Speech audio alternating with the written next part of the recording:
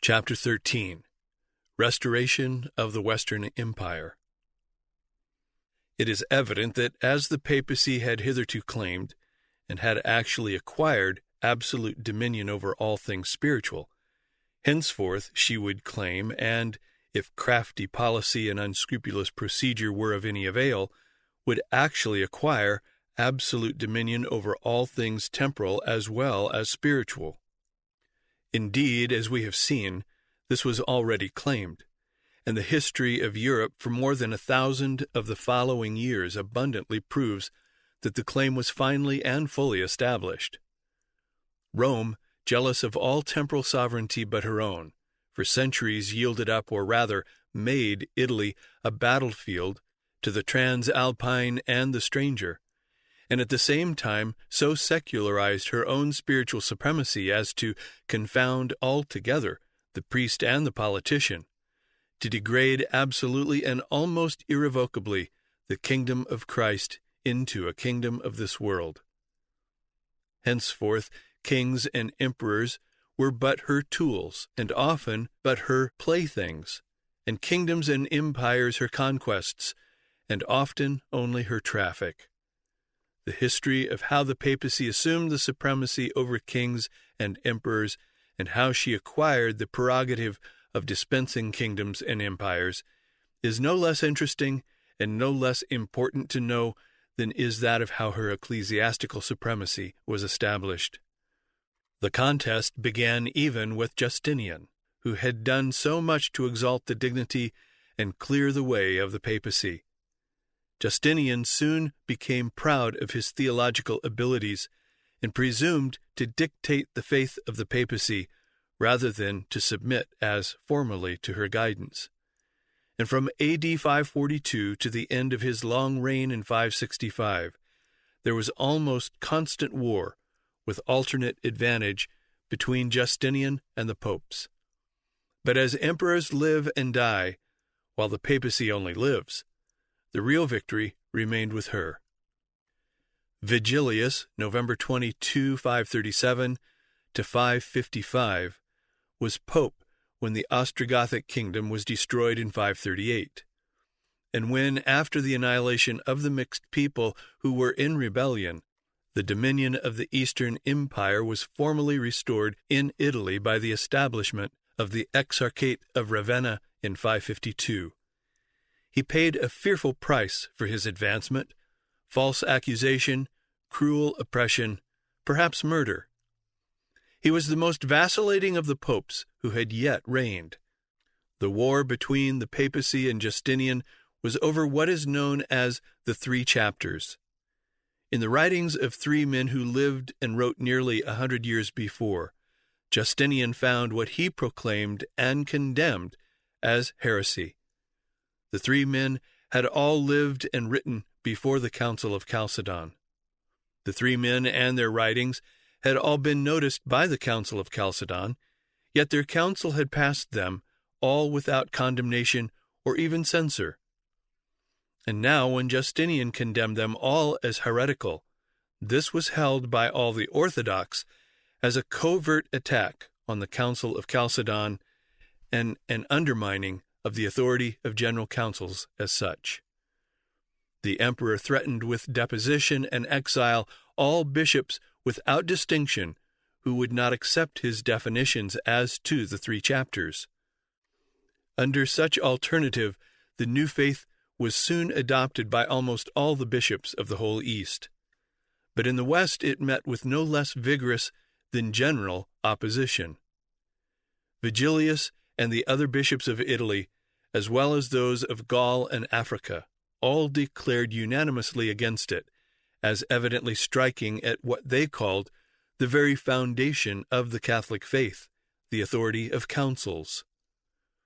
This position was so much the more essential to the Bishop of Rome because the Council of Chalcedon was especially the Council of Leo the Great, and the faith of Chalcedon was preeminently the faith of Leo as Pope. In 543, Justinian peremptorily summoned Vigilius to Constantinople. In 544, he set forth with the imprecations of the Roman people and assailed with volleys of stones, as the murderer of Silverius and a man of notorious cruelty. May famine and pestilence pursue thee. Evil hast thou done to us. May evil overtake thee wherever thou art. Arrived at Constantinople, he was between two fires. If he resisted the emperor, he might be made a prisoner and an exile. If he yielded to the emperor, he would certainly be repudiated by all the West and might lose the papal throne. Having no strength of character or purpose, he sought alternately to please both the emperor and the West. Vigilius arrived at Constantinople January 25, 547. He was received with uncommon marks of respect by the emperor and the empress, but on the first occasion he condemned the emperor's condemnation of the 3 chapters, and excommunicated the Patriarch of Constantinople and all the bishops who had accepted the condemnation of the 3 chapters. Then, a few months after, the desire he had of returning to Rome prevailed over the regard he pretended to have for the Council of Chalcedon and the Catholic faith. He withdrew his excommunication and assembled in Constantinople a council of 70 bishops, at the head of which he issued his infallible anathema against the 3 chapters themselves.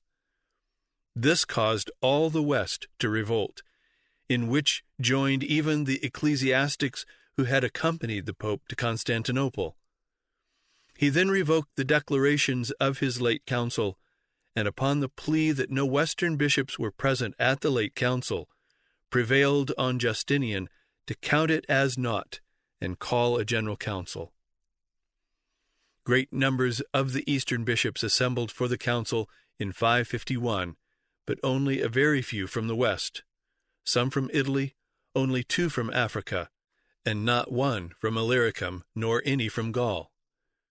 The Pope refused to attend the council till a greater number of Western bishops came, and no more Western bishops would come. Justinian, seeing that by this dodge the Pope was trifling with him, placarded a new edict against the 3 chapters. Vigilius gathered as many bishops as he could in a council and denounced the emperor's usurpation of ecclesiastical authority and excommunicated all who should conform to the edict. Justinian made him a prisoner in Constantinople, but he escaped to Chalcedon and took refuge there at the shrine of St. Euphemia. The emperor did not dare to try to take him from there, and made terms with him. He revoked his edict and deferred the question to a council, at which the Pope promised to be present. But when the council met in 553, the Pope refused to attend unless it was composed of an equal number of bishops of the East and of the West. To this the emperor agreed, but the Eastern bishops unanimously protested. Besides, there was no possibility of having a proper general council composed equally of Eastern and Western bishops, because there were so few Western bishops present.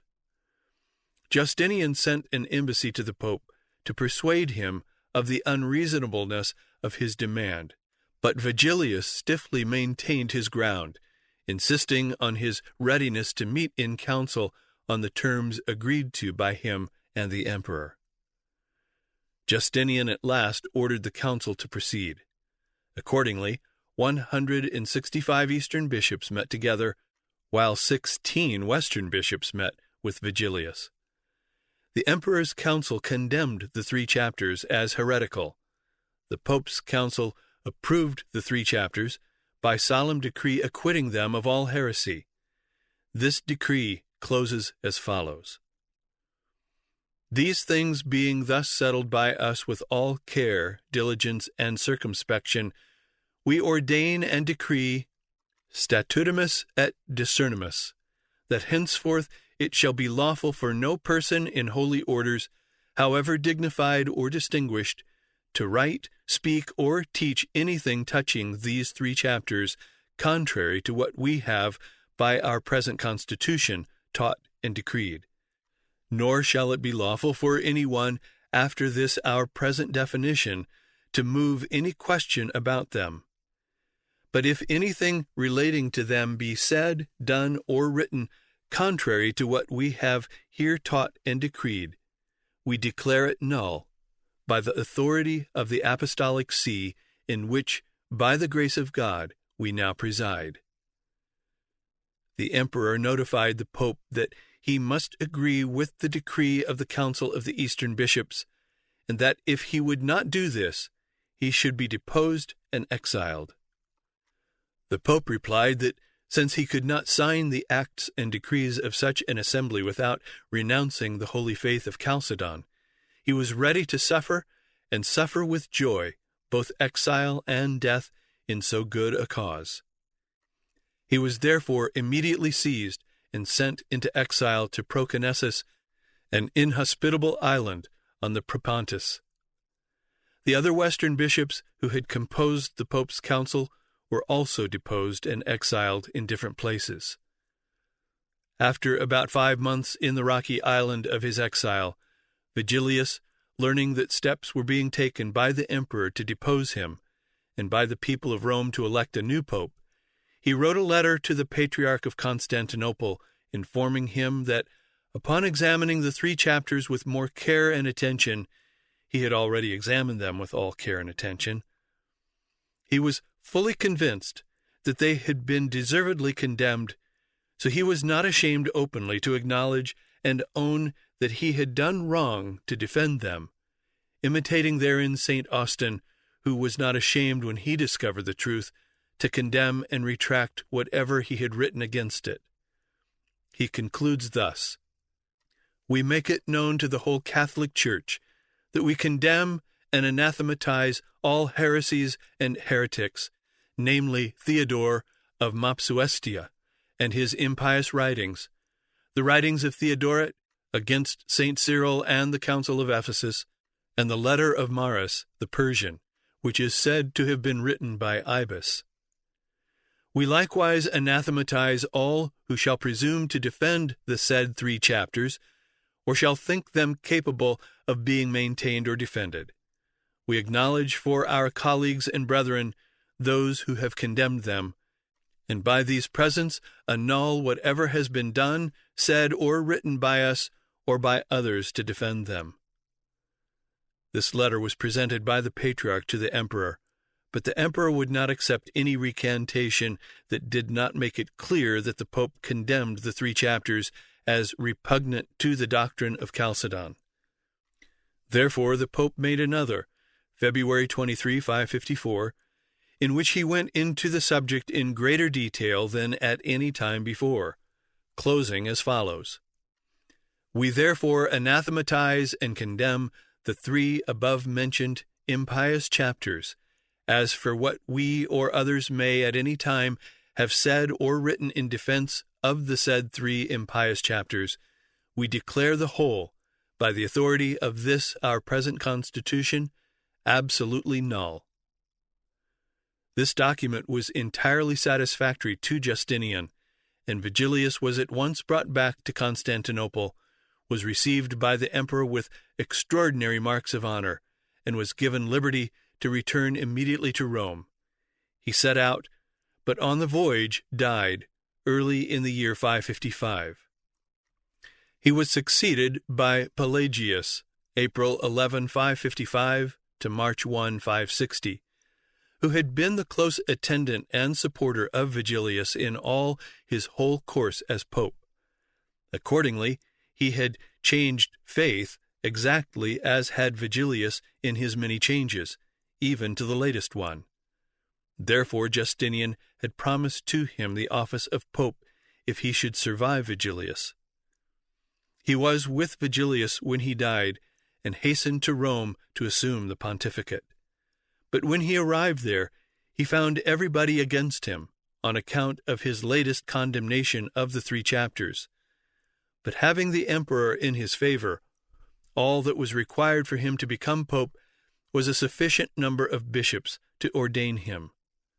The canons required that there should be at least 3, but in all Italy there could be found but 2 bishops who were willing to take part in the ordination of Pelagius. These 2, with a presbyter of Ostia, performed the ceremony, and so Pelagius became pope.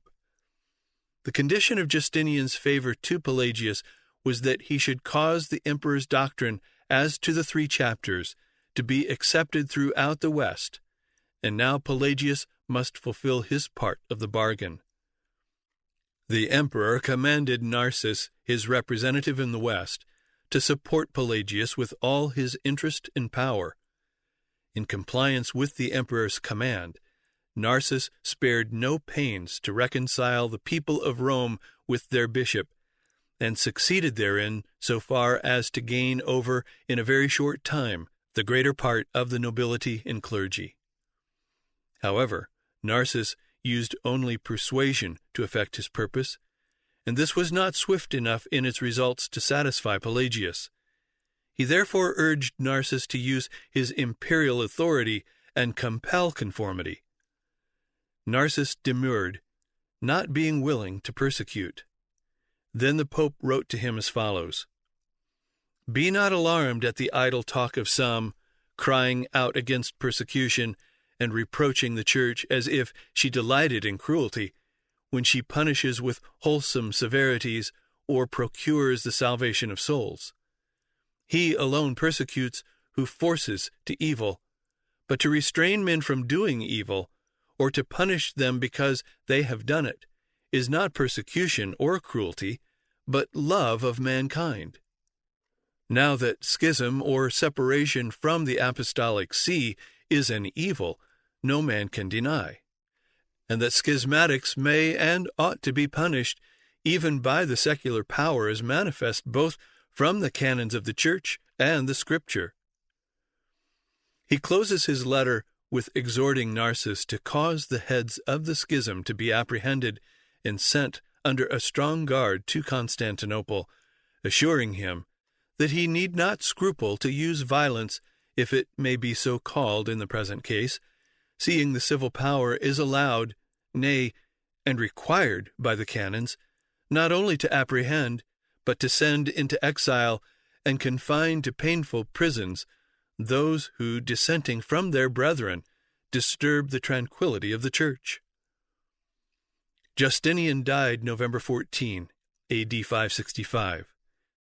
His death restored in some degree the peace of the Church, and the reigns of his 4 successors, Justin II, Tiberius, Maurice, and Phocas, and also the reigns of the 3 successors of Pelagius, John III, July 18, 560 to 573, Benedict, June 3, 574 to July 30, 578, and Pelagius II, November 28, 578 to February 8, 590, are distinguished by a rare though fortunate vacancy in the ecclesiastical history of the East.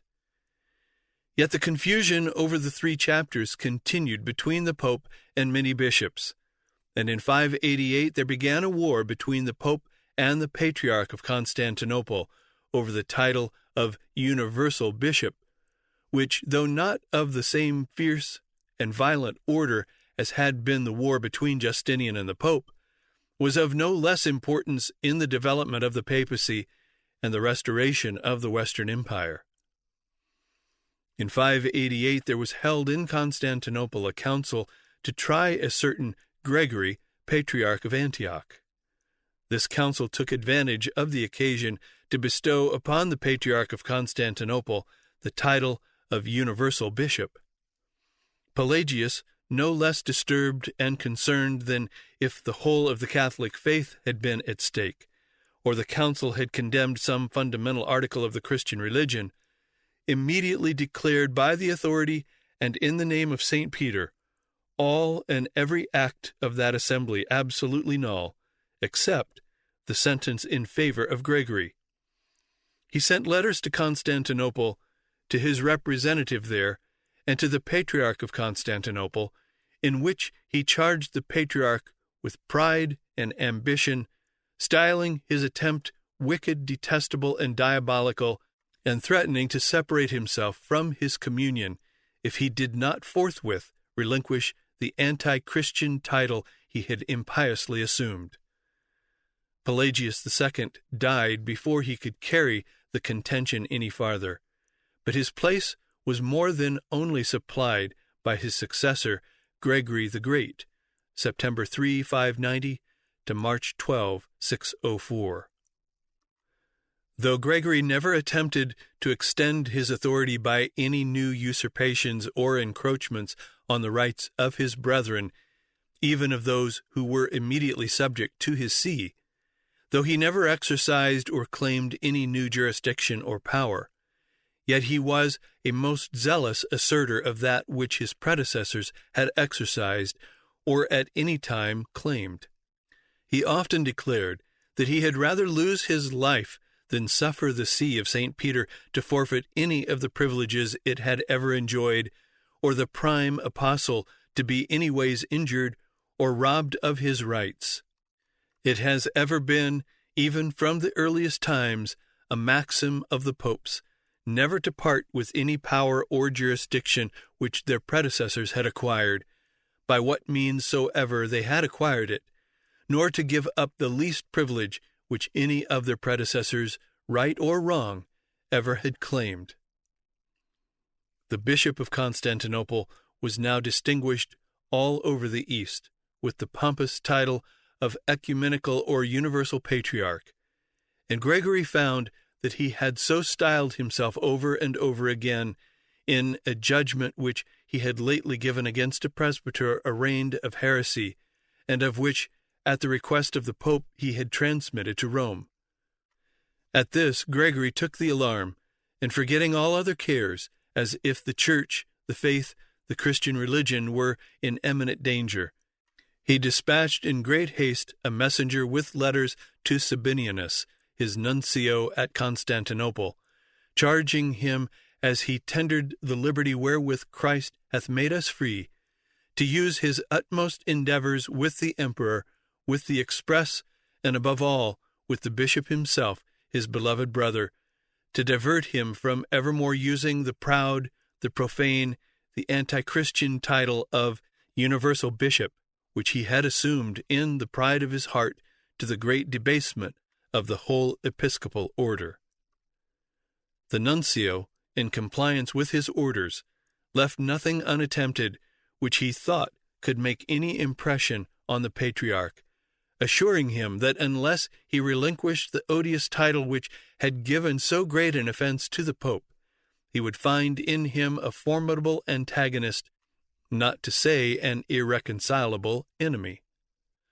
The patriarch answered that though he was sorry that his most holy brother of Rome should have taken any umbrage at so inoffensive a title, yet since the title had been bestowed by so great a council, not on him alone, but on him and his successors, it was not in his power to resign it, nor would his successors stand to his resignation if he should.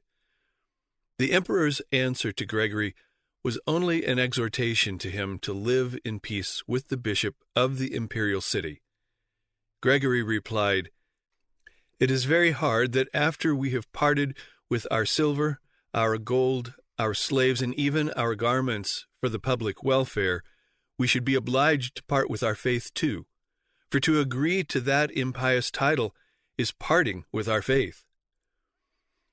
Since the patriarch would not yield, Gregory by his nuncio excommunicated him, and then wrote to him a long letter loading the title of universal patriarch or bishop with all the names of reproach and ignominy he could think of, calling it vain, ambitious, profane, impious, execrable, anti-Christian, blasphemous, infernal, diabolical, and applying to him who assume it what was said by the prophet Isaiah of Lucifer, "Whom do you imitate in assuming that blasphemous title?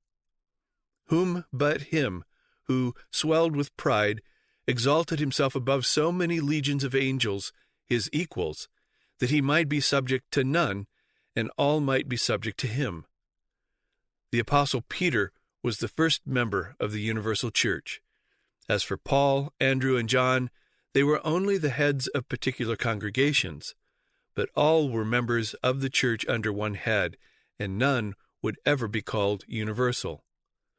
And to the empress he wrote, "Though Gregory is guilty of many great sins, for which he well deserves thus to be punished, Peter is himself guilty of no sins, nor ought he to suffer for mine. I therefore, over and over again, beg, entreat, and conjure you by the Almighty not to forsake the steps of your ancestors, but treading in them, to court and secure to yourself the protection and favor of that apostle, who is not to be robbed of the honor that is due to his merit, for the sins of one who has no merit, and who so unworthily serves him. In the month of October A.D. 602, the army of the Danube revolted, declared the Emperor Maurice unworthy to reign, raised to the command a centurion, Phocas, and marched to Constantinople. The capital joined the revolt, and the emperor fled. He with his family hoped to find refuge in the church of St. Euphemia in Chalcedon, but by a tempest were driven ashore and took refuge in the church of St. Autonomus near Chalcedon. In the games that were celebrated in honor of the grand entry of Phocas into the capital, November 23, a dispute for precedence arose between the factions of the circus. When Phocas decided in favor of one faction, the other cried out, "Remember that Maurice is still alive." This aroused all the terrible jealousy of Phocas. The ministers of death were dispatched to Chalcedon. They dragged the emperor from his sanctuary, and the 5 sons of Maurice were successively murdered before the eyes of their agonizing parent. At each stroke which he felt in his heart, he found strength to rehearse a pious ejaculation, "Thou art just, O Lord, and thy judgments are righteous." And such in the last moments was his rigid attachment to truth and justice, that he revealed to the soldiers the pious falsehood of a nurse who presented her own child in the place of a royal infant. The tragic scene was finally closed by the execution of the emperor himself, in the 12th year of his reign and the 63rd of his age. The bodies of the father and his 5 sons were cast into the sea. Their heads were exposed at Constantinople to the insults or pity of the multitude, and it was not till some signs of putrefaction had appeared that Phocas connived at the private burial of these venerable remains. The empress and 3 daughters had been spared at the time of the massacre of the emperor and his sons. However, not long afterward, these were all sent by Phocas to the same place, and were beheaded on the same ground which had been stained with the blood of her husband and 5 sons. After such an example, it would be superfluous to enumerate the names and sufferings of meaner victims. Their condemnation was seldom pressed by the forms of trial, and their punishment was embittered by the refinements of cruelty. A simple and speedy death was a mercy which they could rarely obtain. The hippodrome, the sacred asylum of the pleasures and the liberty of the Romans, was polluted with heads and limbs and mangled bodies, and the companions of Phocas were the most sensible that neither his favor nor their services could protect them from a tyrant, the worthy rival of the Caligulus and Domitians of the first age of the empire. Yet knowing of these things, Pope Gregory the Great lauded Phocas literally to the skies. As soon as Phocas had made himself sole emperor by the massacre of all possible legitimate claimants, he sent to Rome and the other principal cities of the East and West the images of himself and wife. In Rome, the images of the emperor and his wife Leontia were exposed in the Lateran to the veneration of the clergy and senate of Rome, and afterward deposited in the palace of the Caesars between those of Constantine and Theodosius. And on receiving these images, Pope Gregory the Great wrote to Phocas thus: "Glory be to God in the highest, who, as it is written, changes times and removes kings, who has made known to all what he was pleased to speak by his prophet. The Most High rules in the kingdom of men and gives it to whomsoever he will. Various are the changes, and many the vicissitudes of human life, the Almighty giving sometimes, in his justice, princes to afflict his people, and sending sometimes, in his mercy, princes to comfort and relieve them. We have been hitherto most grievously afflicted, but the Almighty has chosen you, and placed you on the imperial throne, to banish by your merciful disposition all our afflictions and sorrows. Let the heavens therefore rejoice. Let the earth leap for joy. Let the whole people return thanks for so happy a change. May the Republic long enjoy these most happy times. May God with His grace direct your heart in every good thought, in every good deed. May the Holy Ghost that dwells in your breast ever guide and assist you, that you may, after a long course of years, pass from an earthly and temporal to an everlasting and heavenly kingdom. Before Phocas received this letter from the Pope, he had sent one to the Pope, saying that at his accession he had found at Constantinople no nuncio of the Pope, and asked that he send one. This gave Gregory another opportunity to laud Phocas, which he did thus: "What thanks are we not bound to return to the Almighty, who has at last been pleased to deliver us from the yoke of slavery, and make us again enjoy the blessings of liberty under your empire.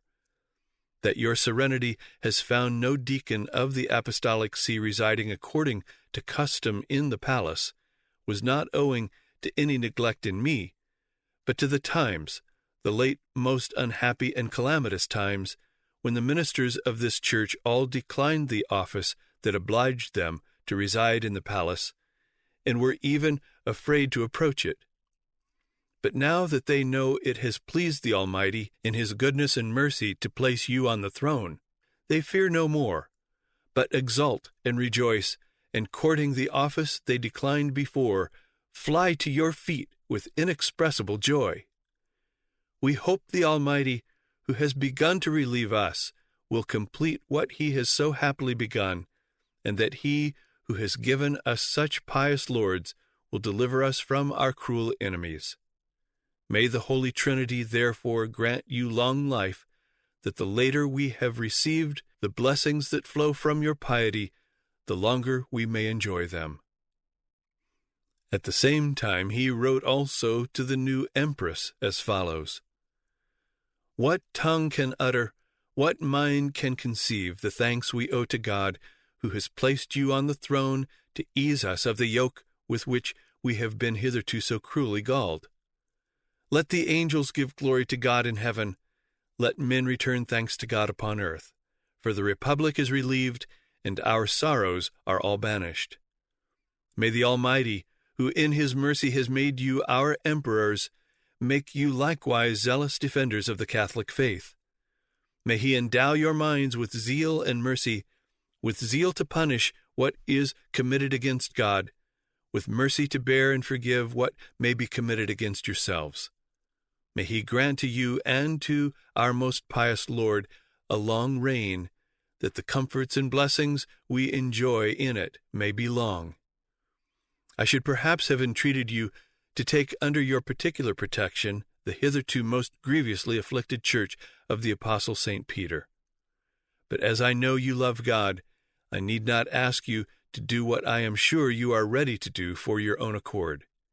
For the more you fear God, the more you must love His apostle, to whom it was said, 'Thou art Peter, to thee will I give.' I do not therefore doubt, but you take care to oblige and bind him to you, by whom you are to be loosened from your sins. May He therefore be the guardian of your empire. May He be your protector on earth. May He be your advocate in heaven, that after a long course of years you may enjoy in the kingdom of heaven the reward that is due to you there, for relieving your subjects from the burdens they groaned under, and rendering them happy upon earth."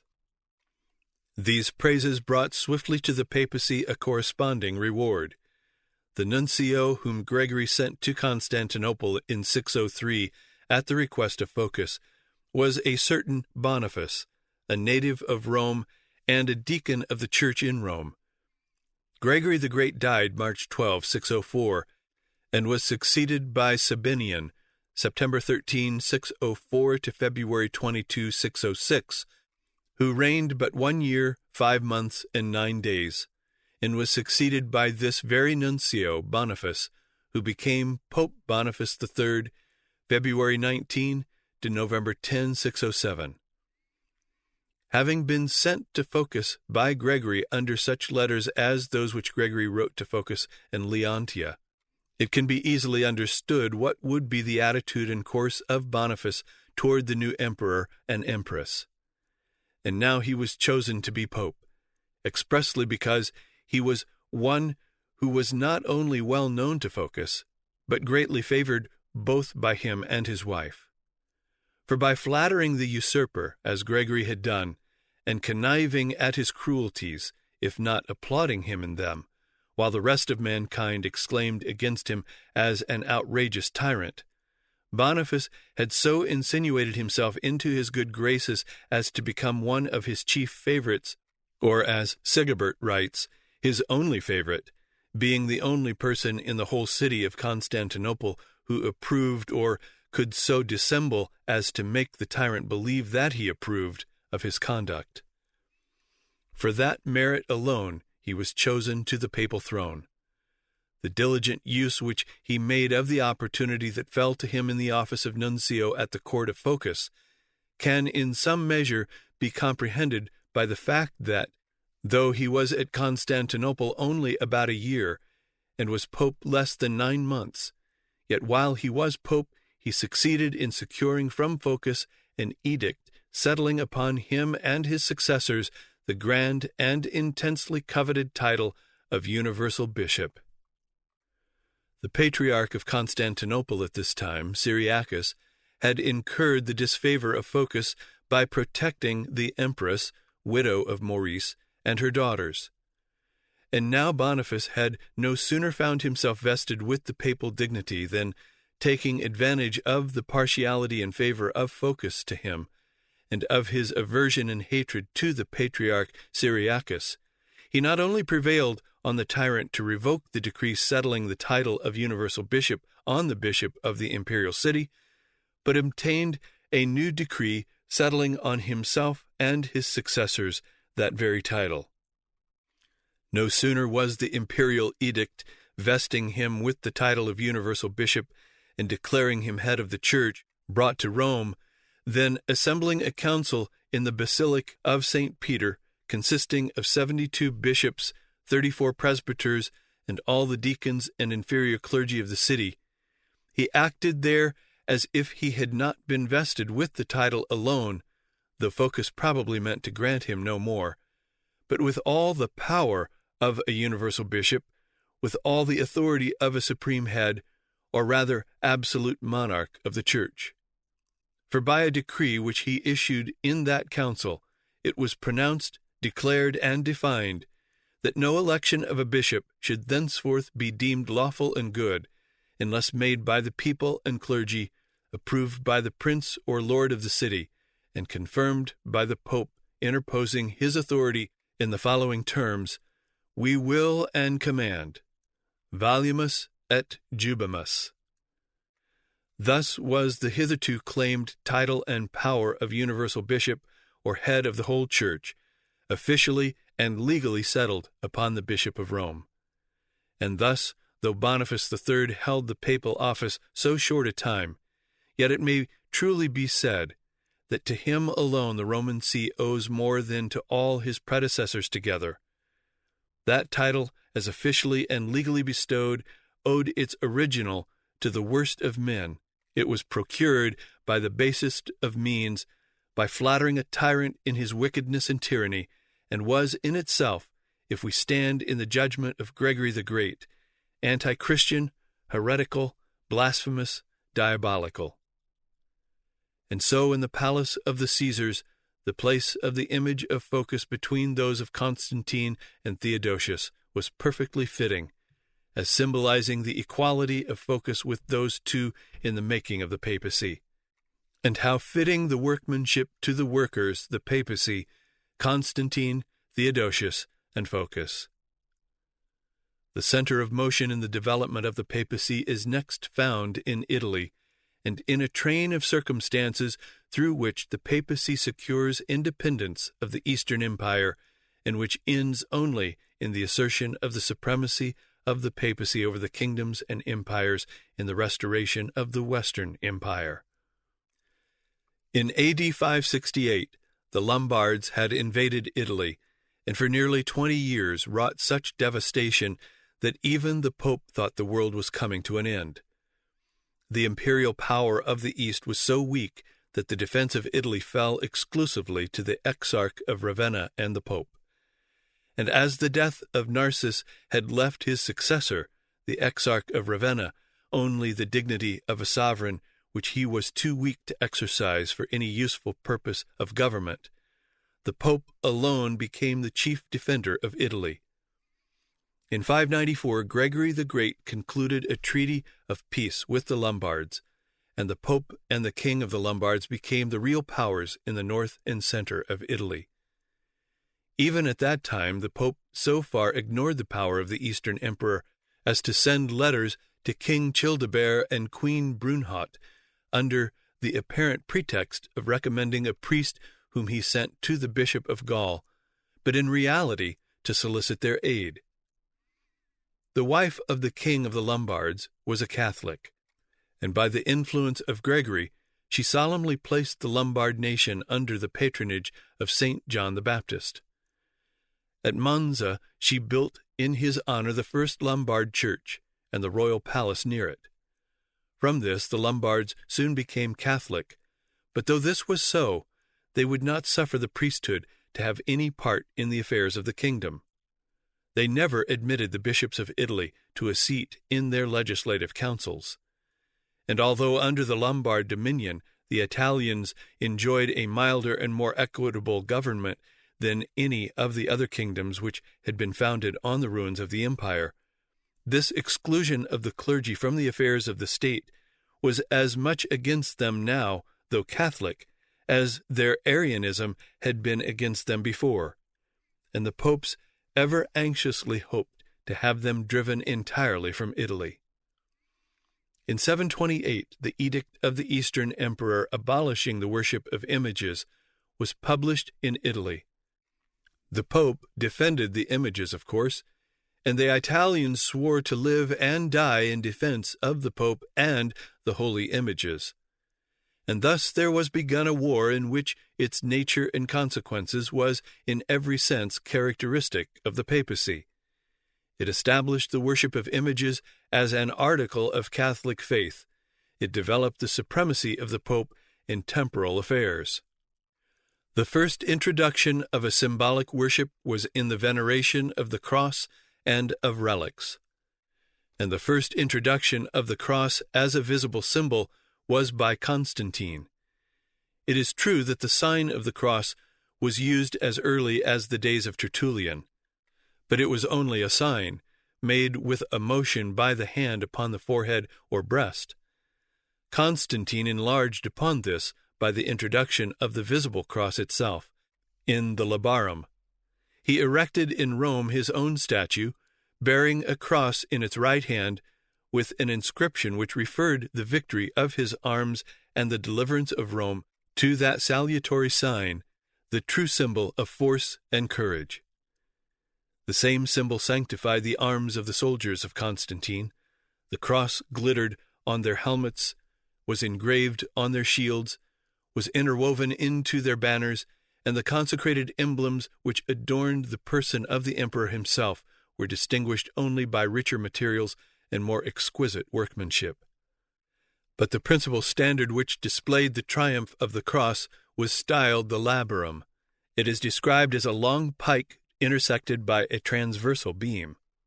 The silken veil which hung down from the beam was curiously inwrought with images of the reigning monarch and his children. The summit of the pike supported a crown of gold which enclosed the mysterious monogram, at once expressive of the figure of the cross and the initial letters of the name of Christ. The basis of all this was the fiction and the imposture of Constantine's vision of the cross. And from it the Catholic Church, both of the East and of the West, has adopted a prodigy which favors, or seems to favor, the popular worship of the cross.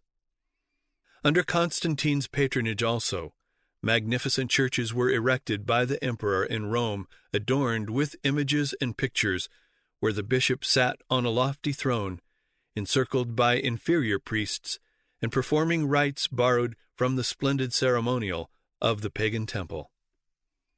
At first the experiment was made with caution and scruple, and the venerable pictures were discreetly allowed to instruct the ignorant, to awaken the cold, and to gratify the prejudices of the heathen proselytes. By a slow though inevitable progression, the honors of the original were transferred to the copy.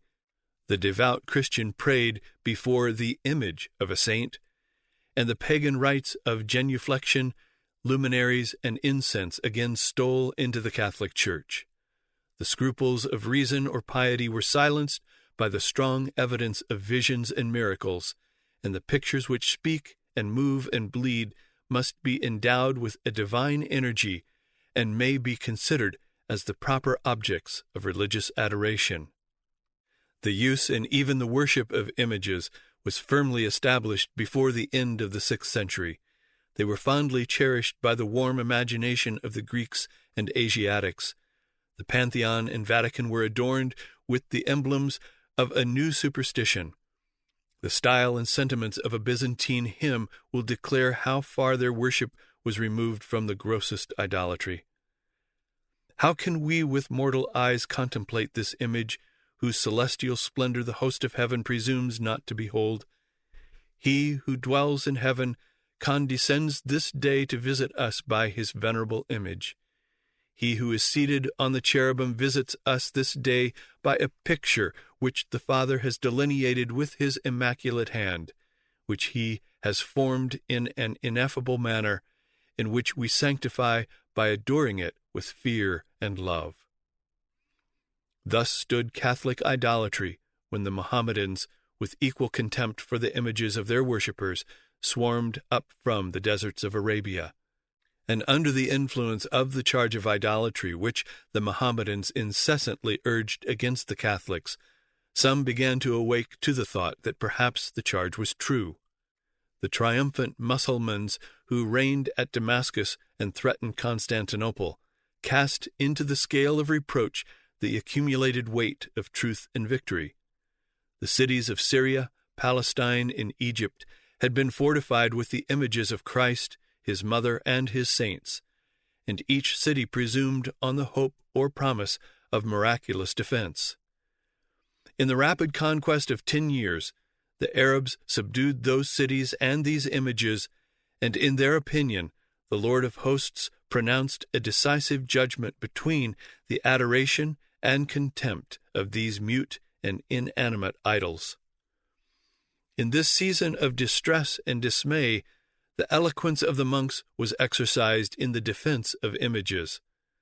But they were now opposed by the murmurs of many simple or rational Christians who appealed to the evidence of texts, of facts, and of the primitive times, and secretly desired the reformation of the Church. Thus began the iconoclastic controversy between the worshippers and the breakers of the images, which continued with bloody and unabated fury for 120 years, 726 to 846, and which finally resulted in the triumph of the worship of images and the religion of Constantine. In A.D. 726, Leo III, the Isaurian, as emperor, ascended the throne of the East. He began in 727 to 730 the famous iconoclastic reform. He ordered the images to be broken to pieces, the walls of the churches to be whitewashed, and prosecuted with honest but imprudent vigor his design of extirpating idolatry. But a fierce dissension at once raged throughout all Christendom. The monks and the people arose in defense of their images and pictures, and the emperor, even in his own capital, was denounced as a heretic and a tyrant. There was an image of the Savior, renowned for its miraculous powers, over the gate of the imperial palace called the Brazen Gate, from the rich tiles of gilt bronze that covered its magnificent vestibule. The emperor ordered the sacred figure to be taken down and broken to pieces. But the people from all parts of the city flew to the defense of their favorite idol, fell upon the officers, and put many of them to death. The women were even more violent than the men. Like furies, they rushed to the spot, and finding one of the soldiers engaged in the unhallowed labor at the top of the ladder, they pulled it down and tore him to pieces as he lay bruised upon the ground. Thus, exclaims the pious annalist, did the minister of the emperor's injustice fall at once from the top of the ladder to the bottom of hell. The women next flew to the great church, and finding the iconoclastic patriarch officiating at the altar, overwhelmed him with a shower of stones and 1,000 opprobrious names. He escaped, bruised and fainting, from the building. The guards were now called out and the female insurrection suppressed, but not until several of the women had perished in the fray. The execution of the imperial edicts was resisted by frequent tumults in Constantinople and the provinces. The person of Leo was endangered, his officers were massacred, and the popular enthusiasm was quelled by the strongest efforts of the civil and military power. When Leo's decree against the worship of images was published in the West, the images of Christ and the Virgin, of the angels, martyrs, and saints were abolished in all the churches in Italy, and the emperor threatened the pope that if he did not comply with the decree, he should be degraded and sent into exile. But the Pope, Gregory II, May 19, 715, to February 20, 732, stood firmly for the worship of images and sent pastoral letters throughout Italy, exhorting the faithful to do the same. At this signal, Ravenna, Venice, and the cities of the Exarchate and Pentapolis adhered to the cause of religious images. Their military force by sea and land consisted, for the most part, of the natives, and the spirit of patriotism and zeal was transfused into the mercenary strangers. The Italians swore to live and die in the defense of the Pope and the holy images. The Greeks were overthrown and massacred. Their leaders suffered an ignominious death, and the popes, however, inclined to mercy, refused to intercede for these guilty victims. At Ravenna, A.D. 729, the riot and bloody strife was so great that even the exarch, the personal representative of the emperor, was slain. To punish this flagitious deed and restore his dominion to Italy, the emperor sent a fleet and army into the Adriatic Gulf. After suffering from the winds and the waves much loss and delay, the Greeks made their descent into the neighborhood of Ravenna. In a hard-fought day, as the two armies alternately yielded and advanced, a phantom was seen, a voice was heard, and Ravenna was victorious by the assurance of victory. The strangers retreated to their ships, but the populous sea-coast poured forth a multitude of boats. The waters of the Po were so deeply infected with blood that during 6 years the public prejudice abstained from the fish of the river, and the institution of an annual feast perpetuated the worship of images and the abhorrence of the Greek tyrant. Amidst the triumph of the Catholic arms, the Roman pontiff convened a synod of 93 bishops against the heresy of the iconoclasts. With their consent, he pronounced a general excommunication against all who by word or deed should attack the traditions of the fathers and the images of the saints. As already stated, Gregory II was now pope. Some of his argument in support of the worship of images is worth setting down here in order that it may be seen how certainly idolatrous is the use of images in the Catholic Church. In 730, Gregory II wrote to the Emperor Leo III thus: 10 years by God's grace you have walked aright and not mentioned the sacred images. But now you assert that they take the place of idols, and that those who reverence them are idolaters, and want them to be entirely set aside and destroyed. You do not fear the judgment of God, and that offense will be given not merely to the faithful, but also to the unbelieving. Christ forbids our offending even the least, and you have offended the whole world, as if you had not also to die and to give an account. You wrote, "We may not, according to the command of God, worship anything made by the hand of man, nor any likeness of that which is in the heaven or in the earth. Only prove to me who has taught us to worship anything made by man's hands, and I will then agree that it is the will of God. But why have not you, O Emperor and head of the Christians, questioned wise men on this subject before disturbing and perplexing poor people? You could have learnt from them concerning what kind of images made with hands God said that. But you have rejected our fathers and doctors, although you gave the assurance by your own subscription that you would follow them. The Holy Fathers and doctors are our scripture, our light, and our salvation, and the 6 synods have taught us that, but you do not receive their testimony. I am forced to write to you without delicacy or learning, as you also are not delicate or learned, but my letter yet contains the divine truth. God gave that command because of the idolaters who had the land of promise in possession and worshipped golden animals, etc., saying, 'These are our gods, and there is no other God.' On account of these diabolical kerapoiota, God has forbidden us to worship them. Moses wished to see the Lord, but he showed himself to him only from behind. To us, on the contrary, the Lord showed himself perfectly, since the Son of God has been made man. From all parts men now came to Jerusalem to see him, and then depicted and represented him to others. In the same way they have depicted and represented James, Stephen, and the martyrs. And men, leaving the worship of the devil, have venerated these images, but not absolutely, with latria, but relatively. Why, then, do we make no representation of God the Father? The divine nature cannot be represented. If we had seen him as we have seen the Son, we could also make an image of him. You say, 'We worship stones and walls and boards.' But it is not so, O Emperor, but they serve us for remembrance and encouragement, lifting our slow spirits upward by those persons whose names the pictures bear and whose representation they are. And we worship them not as God, as you maintain, God forbid, for we set not our hope on them. And if a picture of the Lord is there, we say, 'Lord Jesus Christ, help and save us.'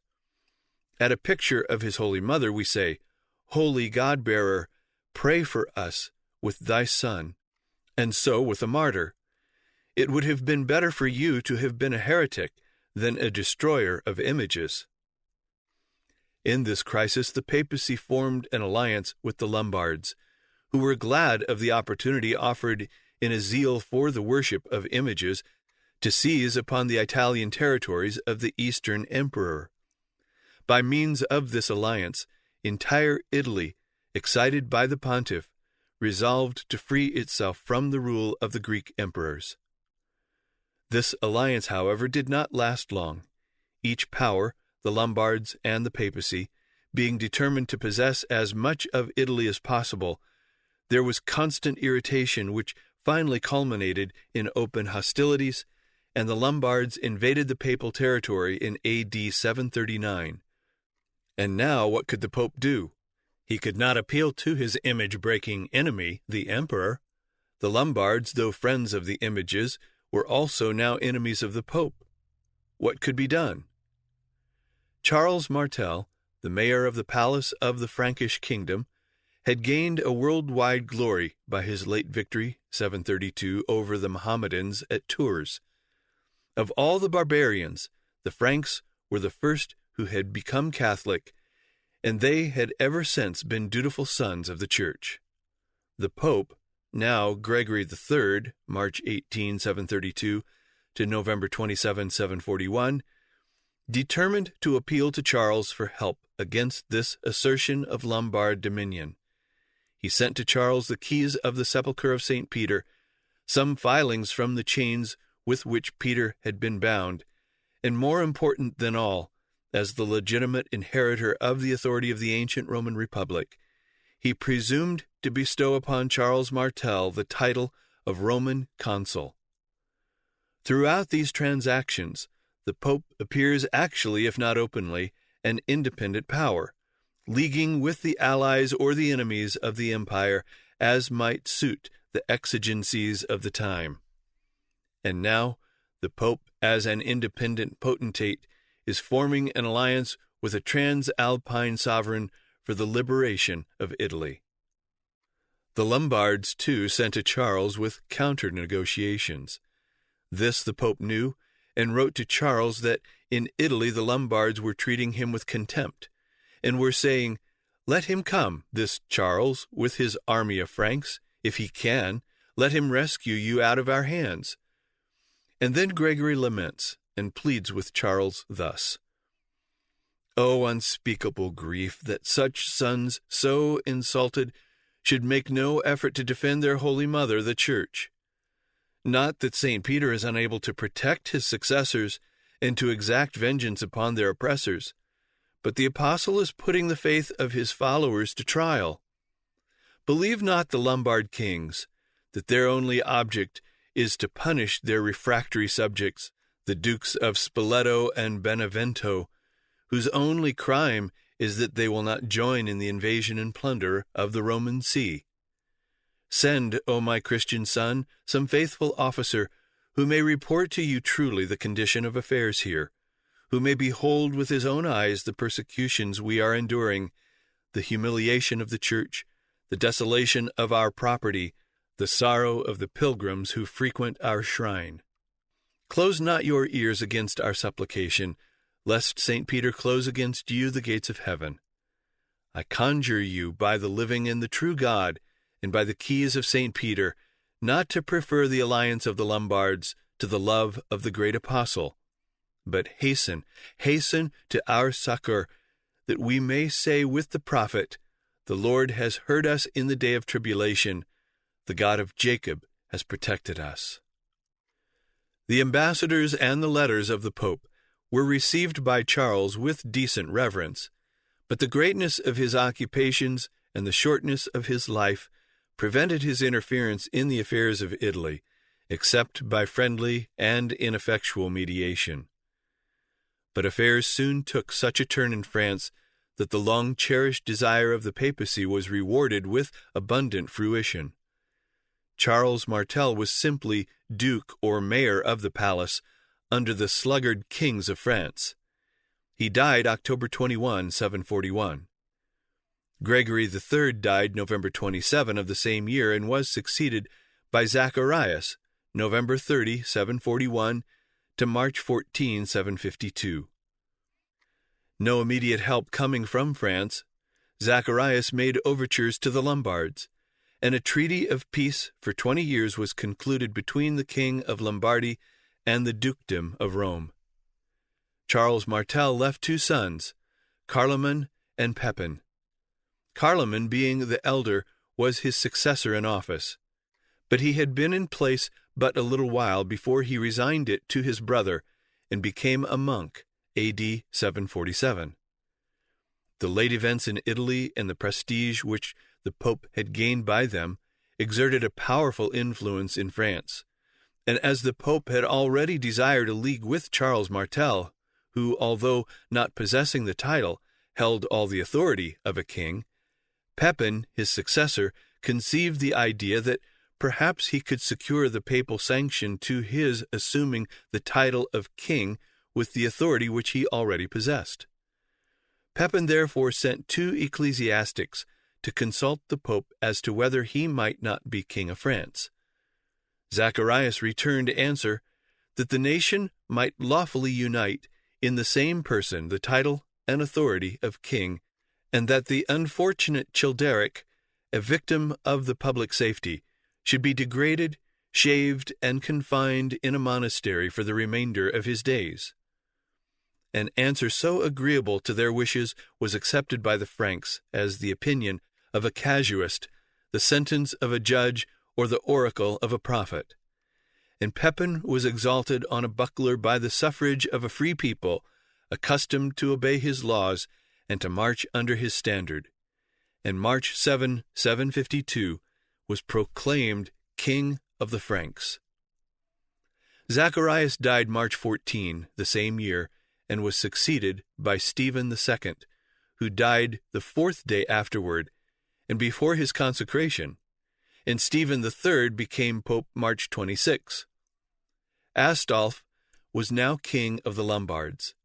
He had openly declared himself the enemy of the Pope and was determined to make not only the territories of the Exarchate, but those of the Pope his own.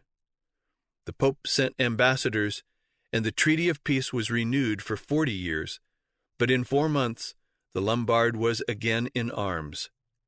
In terms of contumely and menace, he demanded the instant submission of Rome and the payment of a heavy personal tribute, a poll tax, on each citizen. The Pope again sent ambassadors, but they were treated with contempt, and Astolph invaded the territory of the Exarchate and laid siege to the capital, Ravenna. Eutychius, at this time exarch, defended the place for some time with great resolution and intrepidity, but finding his men quite tired out, as the garrison was but small, by the repeated attacks of the enemy, and despairing of relief, he abandoned it at last, and returned, carrying with him what men and effects he could, by sea to Constantinople. Astolphus, become thus master of the metropolis of the Exarchate, reduced almost without opposition the other cities and all the Pentapolis, which he added to his kingdom, and raised by that addition the power of the Lombards to the highest pitch it had yet attained to since the time they first entered Italy.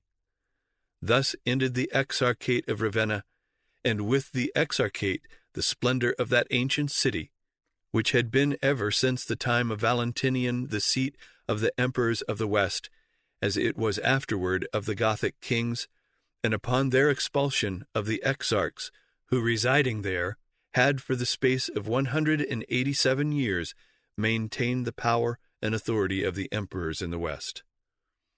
Astolph, having thus supplanted the exarch, claimed as his successor the territories of the Pope, even to Rome itself.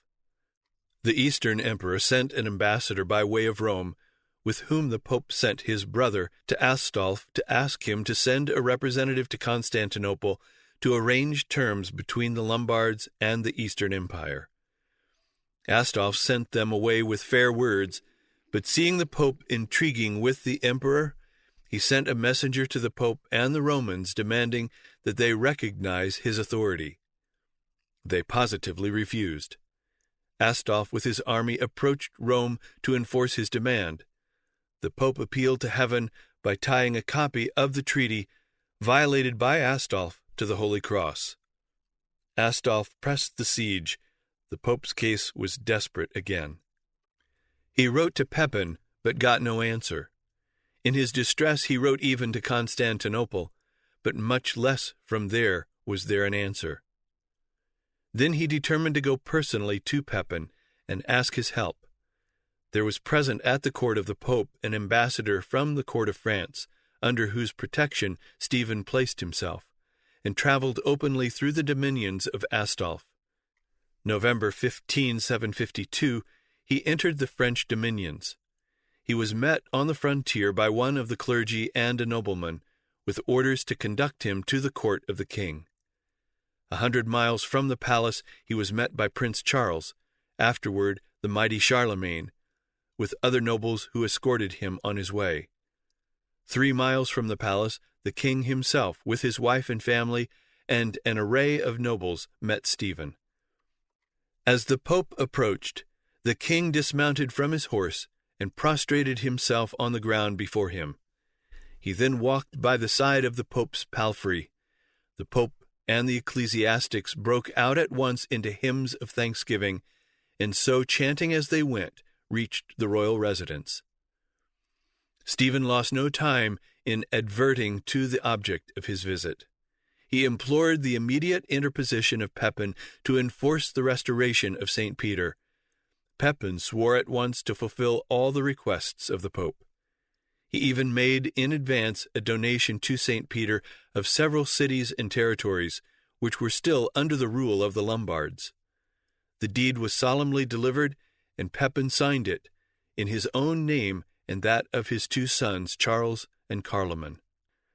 As the winter rendered all military operations impracticable, Pepin invited the Pope to Paris, where he took up his residence in the Abbot of St. Denis. Pepin had already been anointed by a bishop in France, but this was not enough. The Pope must anoint him too, and then upon this claim that the king of the Franks held his kingdom by the grace of the Bishop of Rome.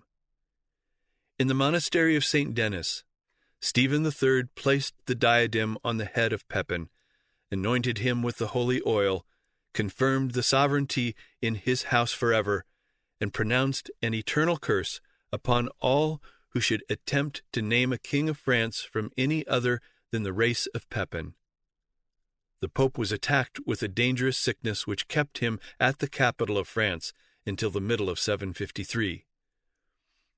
On this same occasion, the Pope, as the head of the restored Republic of Rome, renewed to Pepin the Roman title and dignity of patrician, which, as well as that of consul, had been conferred upon Charles Martel.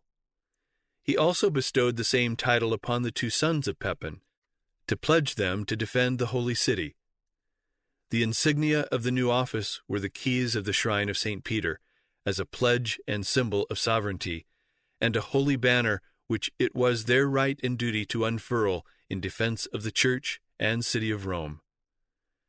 The Emperor Leo died in 741 and was succeeded by his son Constantine V, June 18.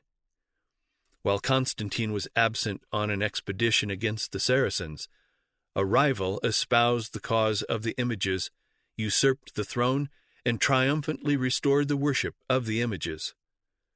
Constantine returned with his army and was victorious against the usurper and his cause.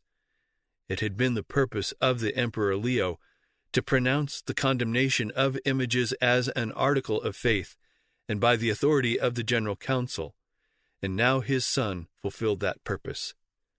He convened a general council at Constantinople in 754, composed of 338 bishops. After 6 months' deliberations, in a long disquisition they rendered their unanimous decree that all visible symbols of Christ, except in the Eucharist, were either blasphemous or heretical, that image worship was a corruption of Christianity and a renewal of paganism, that all such monuments of idolatry should be broken or erased, and that those who should refuse to deliver the objects of their private superstition were guilty of disobedience to the authority of the Church and to the Emperor. The patient East abjured with reluctance her sacred images. They were fondly cherished and vigorously defended by the independent zeal of the Italians. The decree of the council was enforced by all the power of the emperor in bitter persecution.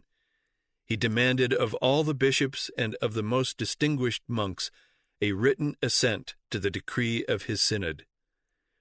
We do not learn that one single man among the bishops and secular clergy of the whole Byzantine kingdom refused, but so much the more earnestly was opposition made by many monks. Meantime, Astolph had persuaded Carloman to leave his monastery and go to the court of Pepin to counteract the influence of the Pope, and if possible to win Pepin to the cause of the Lombards. But the unfortunate Carloman was at once imprisoned for life, and his life was ended in a few days. In September and October 753, Pepin and the Pope marched to Italy against Astolph, who took refuge in Pavia. They advanced to the walls of that city, and Astolph was glad to purchase an ignominious peace by pledging himself on oath to restore the territory of Rome.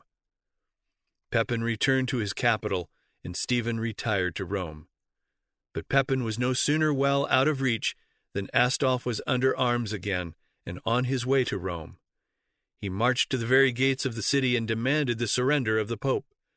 He demanded that the Romans should give up the Pope into his hands, and on these terms only would he spare the city. Astolph declared he would not leave the Pope a foot of land. Stephen hurried away messengers with a letter to Pepin in which the Pope reminded him that St. Peter had promised him eternal life in return for a vow which he had made to make a donation to St. Peter. He told Pepin that he risked eternal damnation in not hastening to fulfill his vow, and that as Peter had Pepin's handwriting to the vow, if he did not fulfill it, the apostle would present it against him in the day of judgment. Pepin did not respond, and a second letter was dispatched in which the Pope conjured him by God and his Holy Mother, by the angels in heaven, and by the apostles St. Peter and St. Paul, and by the last day, to hasten to the rescue of his Holy Mother, the Church, and promised him, if he would do so, victory over all the barbarian nations and eternal life. But even yet, Pepin did not respond, and as Astolph was pressing closer and harder, the Pope determined to have St. Peter himself address the dilatory king. Accordingly, he sent now the following letter. I, Peter the Apostle, protest, admonish, and conjure you, the most Christian kings, Pepin, Charles, and Carloman, with all the hierarchy, bishops, abbots, priests, and all monks, all judges, dukes, counts, and the whole people of the Franks. The Mother of God likewise adjures you, and admonishes and commands you, she as well as the thrones and dominions, and all the hosts of heaven, to save the beloved city of Rome from the detested Lombards. If you hasten, I, Peter, the Apostle, promise you my protection in this life and in the next. I will prepare for you the most glorious mansions in heaven, will bestow on you the everlasting joys of paradise. Make common cause with my people of Rome, and I will grant whatever you may pray for.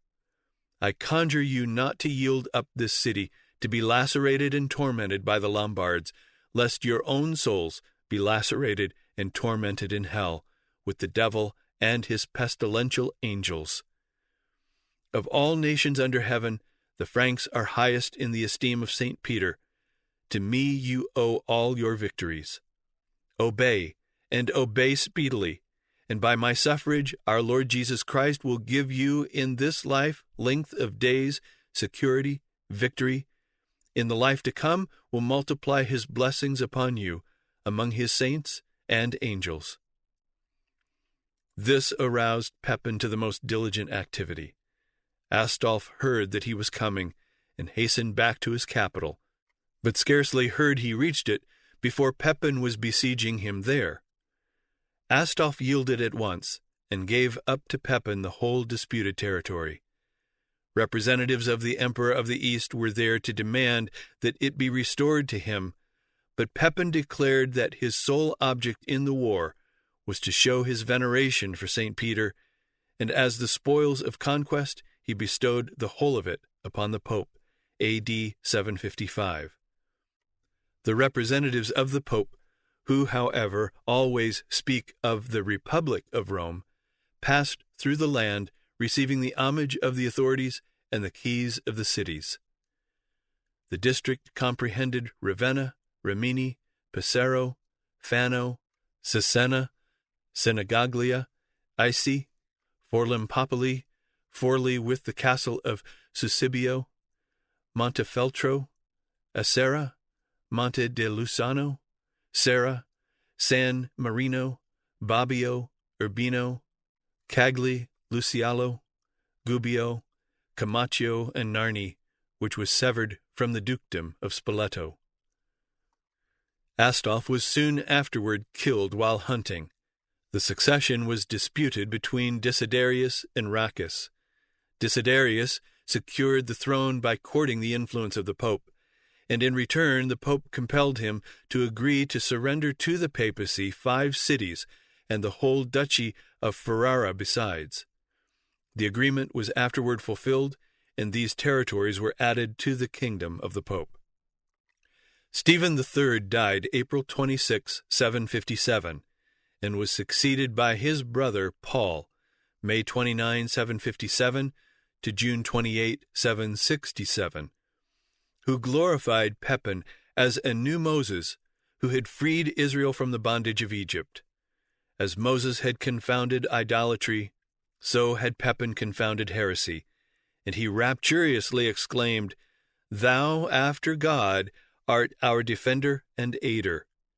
If all the hairs of our heads were tongues, we could not give you thanks equal to your deserts." When Constantine V learned that Pepin had bestowed upon the Pope the Exarchate of Ravenna and Pentapolis, he sent 2 ambassadors to Pepin to persuade him to restore those lands to the authority of the Eastern Emperor. But to his request, Pepin answered that the Franks had not shed their blood for the Greeks, but for St. Peter and the salvation of their souls, and he would not, for all the gold in the world, take back his promise made to the Roman Church. Paul I took every pains to work in opposition to the Byzantines, and in one of the letters which Pope Paul now addressed to Pepin, he assured him that it was the affair of the images that was the principal cause of the great anger of the Greeks against Rome. All the donations which Pepin had bestowed upon the papacy were received and held by the popes under the pious fiction that they were for such holy uses as keeping up the lights in the churches and maintaining the poor. But in fact they were held as the dominions of the new sovereign state descended from the Roman Republic, the actual authority of which had now become merged in the Pope, and by right of which the Pope had already made Charles a Roman consul and Pepin a patrician. All these territories the Pope ruled as sovereign. He took possession as lord and master. He received the homage of the authorities and the keys of the cities. The local or municipal institutions remained, but the revenue which had before been received by the Byzantine crown became the revenue of the Church. Of that revenue the Pope was the guardian, distributor, possessor. In AD 768, Pepin died and was succeeded by his 2 sons, Charles and Carloman. In 771, Carloman died. Charlemagne reigned. In 772 succeeded to the popedom Hadrian or Adrian, February 9, 772 to December 25, 795. Charlemagne was a no less devout Catholic than was Clovis before him.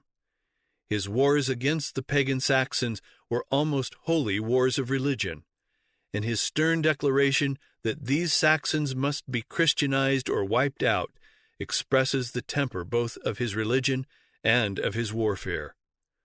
The enmity between the Pope and the Lombards still continued, and the king of the Lombards invaded the territory and took possession of some of the cities which Pepin had bestowed upon the papacy. The Pope immediately applied to Charlemagne, reminding him of the obligation that was upon him ever since he, with his father Pepin, had received of the Pope the title and dignity of Patrician of Rome. Charlemagne marched immediately into Lombardy, AD 773, and laid siege to Pavia, the Lombard capital, at the same time with a part of his army attacking the city of Verona. It was the month of October before Verona fell, and Pavia held out till the following summer. As Easter approached, Charlemagne decided to celebrate the festival in Rome. In the month of March, attended by a great many bishops, abbots, and other ecclesiastics who had accompanied him into Italy, as well as officers and persons of distinction, he made his journey to the renowned city. As soon as the Pope knew the road upon which Charlemagne was coming, he sent all the magistrates and judges of the city, with their banners and the badges of their respective offices, to meet him at 30 miles distance and attend him the remaining part of his journey. At a mile from the gate he was received by all the militia of Rome under arms, and a procession of children carrying branches of olive trees in their hands and singing his praises. After them appeared at some distance the crosses that were carried according to custom before the exarchs and the Roman patricians in their public entries. As soon as he saw the crosses, Charlemagne alighted from his horse with all his retinue and, attended by his own nobility and the Roman, went on foot amidst the loud acclamations of the people crowding from all parts to see him the rest of the way to the Vatican. As for the Pope, he, with the whole body of the clergy, had repaired to the Church of the Vatican early in the morning to await there the arrival of the king and conduct him in person to the tomb of St. Peter. Charlemagne, being arrived at the foot of the steps leading up to the church, kneeled down and kissed the first step, and thus continued kneeling down and kissing each step as he ascended. At the entry of the church he was received by the pontiff in all the gorgeous attire of his pontifical ornaments. They embraced each other with great tenderness, and the king holding the Pope's right hand with his left, they thus entered the church, the people and clergy singing aloud the words of the gospel, "Blessed is he that cometh in the name of the Lord." The Pope conducted the king straight to the confession, that is, to the supposed tomb of St. Peter, and there, prostrating themselves both on the ground, they returned thanks to the Prince of the Apostles for the great advantage the king had by his intercession already obtained over his enemies and the enemies of the Church. The third day after Easter, the Pope and the king had a conference in the Vatican, when Hadrian, coming to the main point, put the king in mind of the promise which King Pepin his father, and he himself had made at Circe to his holy predecessor, Pope Stephen, extolled the generosity of his predecessors and his own to the Apostolic See, the merit they had thereby acquired, and the reward that was on that account reserved for them in heaven, and earnestly entreated him, as he tendered his happiness in this world and the other, to confirm his former promise or donation, to cause all the places mentioned therein to be delivered up without further delay to St. Peter, and to secure forever the possession of them to that apostle and his church. Charlemagne readily complied with the desire of the Pope, and having caused the former instrument of donation to be read, he ordered Aetherius, his chaplain and notary, to draw up another. This new instrument he signed himself, and requiring all the bishops, abbots, and other great men who had attended him to Rome to sign it, with his own hand he laid it thus signed, kissing it with great respect and devotion on the body of St. Peter. This document has been so utterly lost that it is impossible to know just what was included in the donation. It was more to the interest of the papacy that it should be lost than that it should be preserved.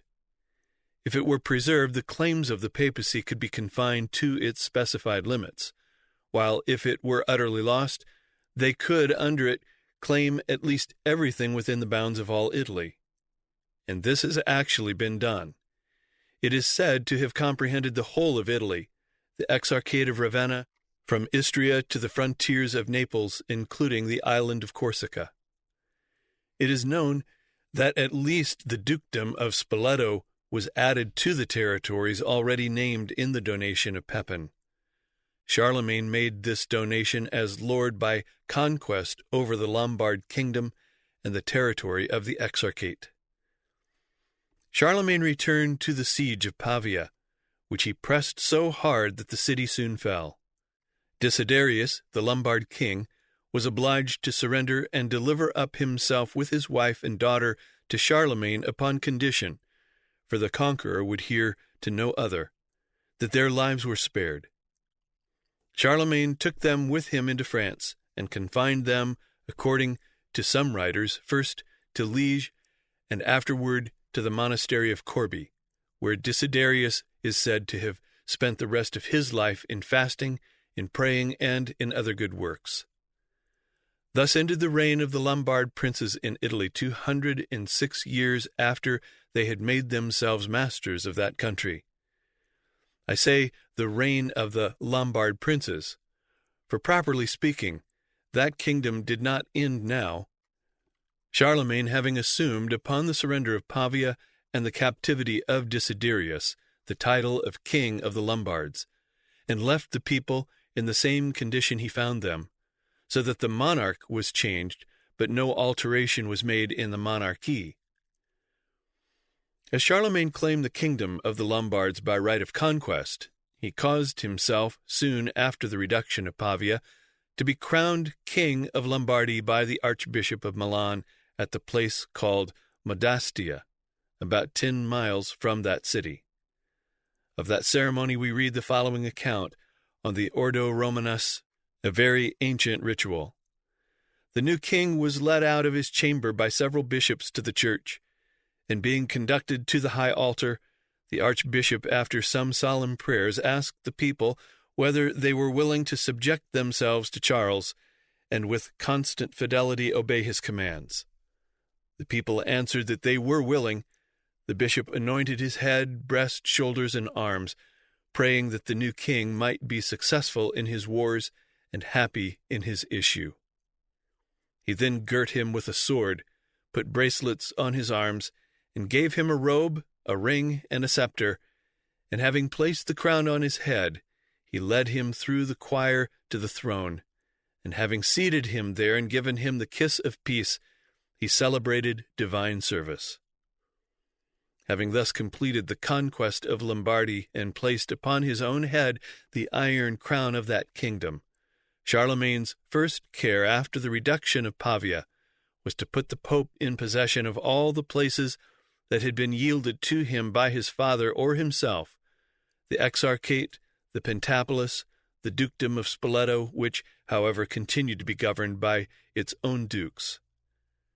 Thus the popes had at last the satisfaction, the so long wished-for satisfaction, of seeing the Lombards humbled, and no longer able to control them in their ambitious views, the emperors driven almost out of Italy, and themselves enriched by the spoils of both.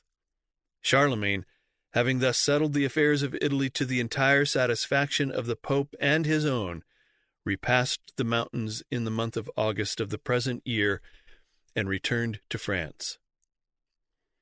In exactly the feudal form of temporal government, Hadrian took possession of the Exarchate, seemingly with the power and privileges of a temporal prince.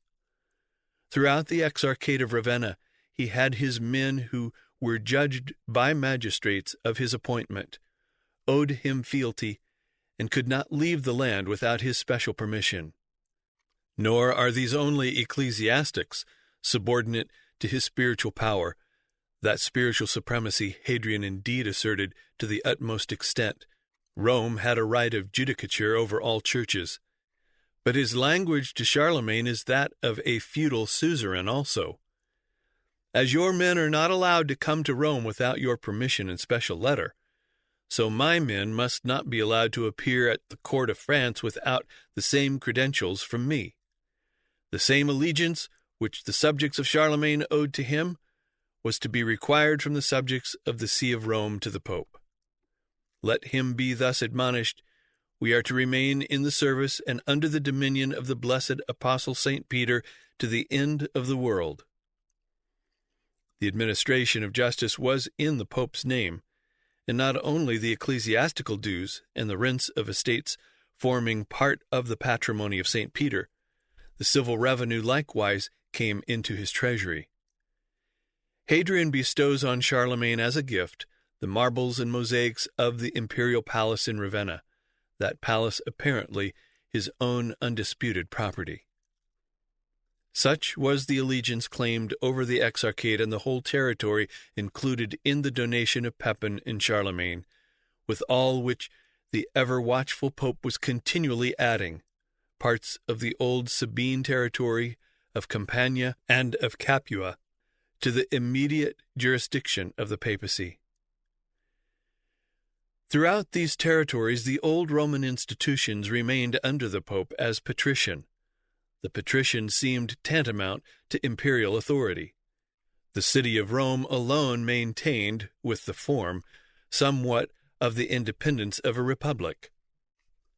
Hadrian, with the power, assumed the magnificence of a great potentate.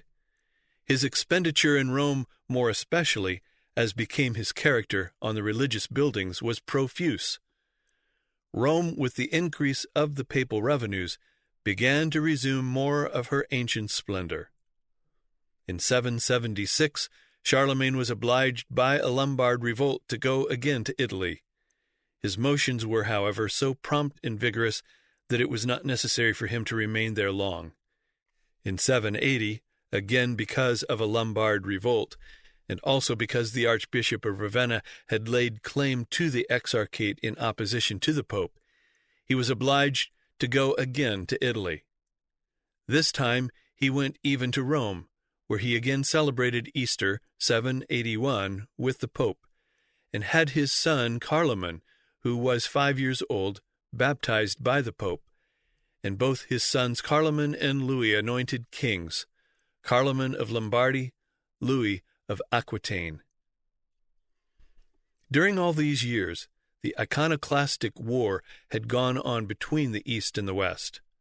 Constantine V had died September 14, 775, and had been succeeded by his son Leo IV, who largely relieved the pressure which Constantine had continuously held against the worship of images.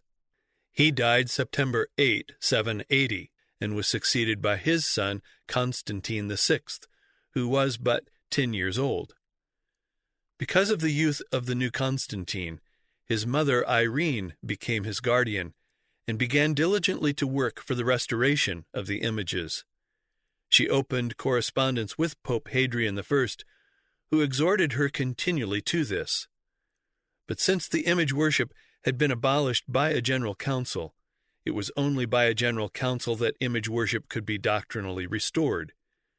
It took considerable time to bring this about, so that it was not till 787 that the council was convened. This council, called also the Seventh General Council, was held at Nice, in Asia, especially for the prestige that would accrue to it by the name of the Second Council of Nice. It was held September 24 to October 23, A.D. 787. The iconoclasts appeared not as judges, but as criminals or penitents. The scene was decorated by the legates of Pope Adrian and the Eastern Patriarchs. The decrees were framed by the president, Tarasius, and ratified by the acclamations and subscriptions of 350 bishops. They unanimously pronounced that the worship of images is agreeable to Scripture and reason, to the fathers and councils of the Church. The closing words of the decree of the council are as follows: "We are taught by the Lord, the apostles, and the prophets that we ought to honor and praise before all the holy God-bearer, who is exalted above all heavenly powers, further the holy angels, the apostles, prophets, and martyrs, the holy doctors, and all saints, that we may avail ourselves of their intercession, which can make us acceptable to God if we walk virtuously. Moreover, we venerate also the image of the sacred and life-giving cross and the relics of the saints, and accept the sacred and venerable images, and greet and embrace them according to the ancient tradition of the Holy Catholic Church of God, namely, of our holy fathers, who received these images and ordered them to be set up in all churches everywhere. These are the representations of our incarnate Savior Jesus Christ, then of our inviolate Lady and quite holy God-bearer, and of the unembodied angels who have appeared to the righteous in human form, also the pictures of the holy apostles, prophets, martyrs, that we may be reminded by the representation of the original, and may be led to a certain participation in his holiness." This decree was subscribed by all present, even by the priors of monasteries and some monks. The two papal legates added to their subscription the remark that they received all who had been converted from the impious heresy of the enemies of images. The council was not content with this formal and solemn subscription. With one voice they broke out into a long acclamation. "We all believe, we all assent, we all subscribe. This is the faith of the apostles, this is the faith of the Church, this is the faith of the Orthodox, this is the faith of all the world. We who adore the Trinity worship images. Whoever does not the like anathema upon him. Anathema on all who call images idols. Anathema on all who communicate with them who do not worship images. Anathema upon Theodorus, falsely called bishop of Ephesus, against Sicinius of Perga, against Basilius with the ill-omened name. Anathema against the new Arius Nestorius and Dioscorus, Anastasius, against Constantine and Nicetas, the iconoclast patriarchs of Constantinople. Everlasting glory to the Orthodox Germanus, to John of Damascus, to Gregory of Rome, everlasting glory. Everlasting glory to the preachers of truth. In the West, Pope Adrian I accepted and announced the decrees of the Nicene Assembly, which is now revered by the Catholics as the seventh in rank of the general councils. For the honor of orthodoxy, at least the orthodoxy of the Roman Church, it is somewhat unfortunate that the two princes, Constantine and Irene, who convened the two councils of Nice, are both stained with the blood of their sons. In the year 787, Charlemagne went again to Italy, took 6 cities, Sora, Arcis, Acarpino, Arpino, Theano, and Capua of the dukedom of Beneventum, and added them to his already immense territorial donations to the papacy. In the year 795, Pope Hadrian died, and was immediately succeeded by Leo III, December 26, 795, to January 24, 817, who in the year 799 made a journey to France and was royally received and entertained by Charlemagne. At a royal banquet, the king and the pope quaffed together their rich wines with convivial glee. And now Charlemagne's conquests were finished. He wore the crown of the Frankish kingdom and the iron crown of the king of Lombardy. In addition to these two kingdoms, he was the ruler of a vast region in which dukedoms were almost as large as kingdoms, some of which had indeed been kingdoms. He was the one great sovereign in Europe, and the one great defender of the Church. Why, then, should he not be emperor? He and his father and his grandfather had all been made by the popes patricians of Rome. And now that Charlemagne was so much greater than when he was made patrician, and so much greater than was either his father or his grandfather when they were made patricians, why should he not have yet higher dignity? If a mere king of France could deserve to be a patrician of Rome, did not that same king of France, when also king of Lombardy and sovereign of vast territories besides, deserve a dignity as much greater than that of patrician, as his power was now greater than when he was only king of France? There were only two dignities higher than that of patrician, consul and emperor, and that of consul as well as that of patrician had been bestowed on Charles Martel when he was not even a king. Therefore, for Charlemagne, what appropriate dignity remained but that of emperor? In the year 800, Charlemagne made a journey to Rome. He arrived in the city November 23, and remained there through the winter until after Easter. On Christmas Day, A.D. 800, magnificent services were held. Charlemagne appeared not in the dress of his native country, but in that of a patrician of Rome, which honor he, as both his father and his grandfather, had received from the Pope. Thus arrayed, the king with all his court, his nobles and the people, and the whole clergy of Rome attended the services. The Pope himself chanted the Mass. The full assembly were wrapped in profound devotion. At the close, the Pope rose, advanced toward Charles with a splendid crown in his hands, placed it upon his brow, and proclaimed him Caesar Augustus. The dome of the great church resounded with the acclamations of the people. Long life and victory to Charles, the most pious Augustus, crowned by God the great and pacific emperor of the Romans. Then the head and body of Charlemagne were anointed with the holy oil by the hands of the Pope himself, and the services were brought to a close. In return for all this, Charlemagne swore to maintain the faith, the powers, and the privileges of the Church, and to recognize the spiritual dominion of the Pope throughout the limits of his empire. It would be a sheer ignoring of the native far-seeing craftiness of the papacy to suppose that this deduction had not occurred to the popes who witnessed Charlemagne's wonderful career. This would be true even though there were nothing but that amazing career upon which the papacy might be expected to build. But in addition to this, there are in the course of the papacy unquestionable facts which practically demonstrate that it was a deeply laid scheme for the exaltation of the papacy, its secret working traceable far back in her ambitious course. The conferring of the dignity of patrician, as well as that of consul, was a prerogative that pertained to the Roman emperor alone. For the Pope then to confer such a dignity was in itself first to assert that the Pope occupied the place of emperor, and possessed an authority that included that of emperor. This is exactly what was claimed.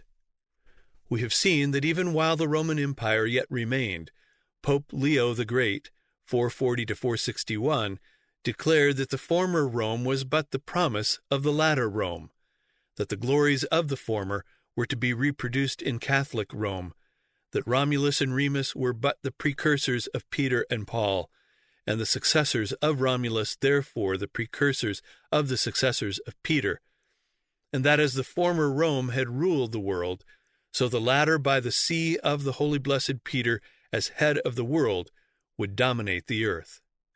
This conception was never lost by the papacy, and when the Roman Empire had in itself perished, and only the papacy survived the ruin and firmly held place and power in Rome, the capital, how much stronger and with the more certitude would that conception be held and asserted. This conception was also intentionally and systematically developed. The Scriptures were industriously studied and ingeniously perverted to maintain it. By a perverse application of the Levitical system of the Old Testament, the authority and eternity of the Roman priesthood was established, and by perverse deductions from the New Testament, the authority and eternity of Rome herself was established. First, taking the ground that she was the only true continuation of original Rome, upon that the papacy took the ground that wherever the New Testament cited or referred to the authority of original Rome, she was meant, because she was the true and the only true continuation of original Rome. Accordingly, where the New Testament enjoins submission to the powers that be, or obedience to governors, it means the papacy, because the only power and the only governors that then were Roman. And since even Christ had recognized the authority of Pilate, who was but the representative of Rome, who should dare to disregard the authority of the papacy, the true continuation of that authority to which even the Lord from heaven had submitted? Every passage was seized on where submission to the powers that be is enjoined. Every instance cited where obedience had actually been rendered to imperial officials, special emphasis being laid on the sanction which Christ himself had given to Roman dominion by pacifying the world through Augustus, by being born at the time of the taxing, by paying tribute to Caesar, by saying to Pilate, "Thou couldst have no power at all against me except it were given thee from above." The power that was usurped by the popes upon these perversions of Scripture was finally confirmed by a specific and absolute forgery. This most stupendous of all the medieval forgeries consisted of the imperial edict of donation, or the donation of Constantine. Itself a portentous falsehood, it is the most unimpeachable evidence of the thoughts and beliefs of the priesthood which framed it. It tells how Constantine the Great, cured of his leprosy by the prayers of Sylvester, resolved on the 4th day after his baptism to forsake the ancient seat for a new capital on the Bosphorus, lest the continuance of the secular government should cramp the freedom of the spiritual. and how he bestowed therewith upon the Pope and his successors the sovereignty over Italy and the countries of the West. But this was not all, although this is what historians, in admiration of its splendid audacity, have chiefly dwelt upon. The edict proceeds to grant to the Roman pontiff and his clergy a series of dignities and privileges, all of them enjoyed by the emperor and his senate, all of them showing the same desire to make the pontifical a copy of the imperial office. The Pope is to inhabit the Lateran Palace, to wear the diadem, the collar, the purple cloak, to carry the scepter, and to be attended by a body of chamberlains. Similarly, his clergy are to ride on white horses and receive the honors and immunities of the Senate and patricians. The notion which prevails throughout, that the chief of the religious society must be in every point conformed to his prototype, the chief of the civil, is the key to all the thoughts and acts of the Roman clergy, not less plainly seen in the details of papal ceremonial than in the gigantic scheme of papal legislation. The document tells how that Constantine found Sylvester in one of the monasteries on Mount Siract, and having mounted him on a mule, he took hold of his bridle rein, and walking all the way, the emperor conducted Sylvester to Rome and placed him on the papal throne, and then, as to the imperial gift, says, "We attribute to the see of Peter all the dignity, all the glory, all the authority of the imperial power. Furthermore, we give to Sylvester and to his successors our palace of the Lateran, which is incontestably the finest palace on earth. We give him our crown, our mitre, our diadem, and all our imperial vestments. We transfer to him the imperial dignity. We bestow on the Holy Pontiff in free gift the city of Rome and all the western cities of Italy. To cede precedence to him, we divest ourselves of our authority over all these provinces, and we withdraw from Rome, transferring the seat of our empire to Byzantium, inasmuch as it is not proper that an earthly emperor should preserve the least authority where God hath established the head of his religion." This forgery was committed in these very times of the intrigues of the popes with Pepin and Charlemagne against the Lombards and the authority of the Eastern Empire, as represented in the West in the Exarchate of Ravenna. It was first produced as a standard of appeal in 776, and in the dense ignorance in which the papacy had whelmed Europe, it was easy to maintain it. And this is the great secret of the marvelous success of the popes in securing to the papacy the immense donations of the Italian and Lombard cities and territories by Pepin and Charlemagne. And with such inveterate views of her own possession of the imperial dignity and prerogatives, to do with as she would, to bestow upon whom she pleased, it is easy enough to understand that she would anxiously watch the conquering career of Charlemagne, or of any other who might appear, and would carefully cultivate his friendship, ready to make use of him at the opportune moment, to flatter his ambition and exalt her own dignity and power by exercising the prerogative of creating emperors. Just at this time also there occurred another circumstance which perfectly opened the way for the papacy to take this mighty step. The Eastern Empire had fallen absolutely to a woman. It was held to be utterly illegitimate for a woman to reign as empress.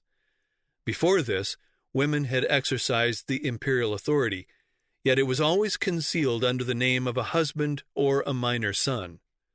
But in 797, Irene, the mother of Constantine VI and widow of the Emperor Leo IV, who from 780 to 790 had reigned as regent, deposed her son and had his eyes put out with such barbarity that in a few days afterward he died. Upon his death, Irene was proclaimed empress, and thus, what had never before happened, did the empire fall to the distaff. And into the breach caused by the usurpation of Irene, 797 to 802, Pope Leo III pressed himself with the crowning of Charlemagne as emperor, and thus with the restoration of the Western Empire. When Odoacer with the Senate in 476 abolished the Western Empire, he did not abolish it as a separate power, but caused it to be reunited with or sunk into the Eastern. He sent the imperial insignia to the Eastern emperor with the statement that one emperor was sufficient, so that from that time there was, as there had been before Diocletian, a single undivided Roman Empire. And now, when by the usurpation of Irene there was no Eastern emperor and Charlemagne is crowned emperor, it was held to be the transference of the empire once more to its original and rightful place in the West. And thus Charlemagne was always in the fiction, held to be the legitimate successor not of Romulus Augustus, but of Leo IV, Heraclius, Justinian, Arcadius, and the whole Eastern line. And hence it is that in all the annals of the time and of many succeeding centuries, the name of Constantine VI, the 67th in order from Augustus, is followed without a break by that of Charles, the 68th. Leo and Charlemagne professed that they were but legitimately filling up the place of the deposed Constantine VI, the people of the imperial city exercising their ancient right of choice, their bishop his right of consecration. Thus the assumption of the papacy in the crowning of Charlemagne emperor was not merely the assumption of power and prerogative to create an emperor in itself. It was nothing less than the enormous assumption of all the power and prerogative of the whole original Roman Empire, and the reestablishment of it in its own original capital, Rome. And though for the immediate occasion, Charlemagne was the convenient means by which this enormous assumption was made to prevail, and though through later occasions, Charlemagne's successors were the means by which that enormous assumption was maintained, yet these were indeed only the occasional means of the papacy's attaining to that supreme height of arrogance at which she would hold as entirely of herself all the power and prerogative of that enormous assumption, and arrayed with sword and crown and scepter, would shout aloud to the assembled multitude, "I am Caesar, I am emperor." The real nature of this new empire with the office of emperor can be seen from the fact that, in a great assembly held at Aachen A.D. 802, the lately crowned emperor revised the laws of all the races that obeyed him, endeavoring to harmonize and correct them, and issued a capitulary, singular in subject and in tone. All persons within his dominions, as well ecclesiastical as civil, who have already sworn allegiance to him as king, are thereby commanded to swear to him afresh as Caesar, and all who have never yet sworn, down to the age of 12, shall now take the same oath. At the same time it shall be publicly explained to all what is the force and meaning of this oath, and how much more it includes than a mere promise of fidelity to the monarch's person.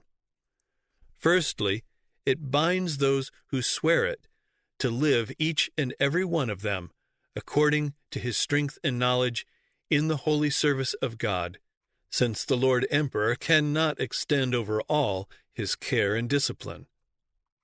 Secondly, it binds them neither by force nor fraud to seize or molest any of the goods or servants of the crown.